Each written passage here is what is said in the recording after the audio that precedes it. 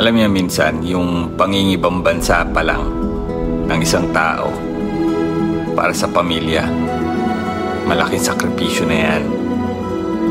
Kahit hindi niya alam kung ano mangyayari sa kanya sa abroad, kung suswertihin ba yan, kung makakaipon ba yan, kung matutupad ba niya mga pangarap ninyo, sumusugal yan. Pero ang hindi natin matanggap, mismong kapamilya pa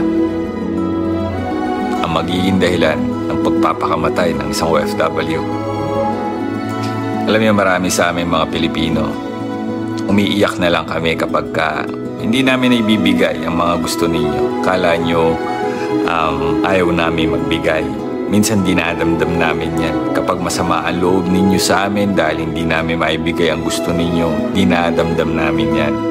Na minsan nauuwi sa pagpapatiwakal ang isang Pilipino. Sino ho ba ang talo dito? Sino ho ba magiging kawawa dito?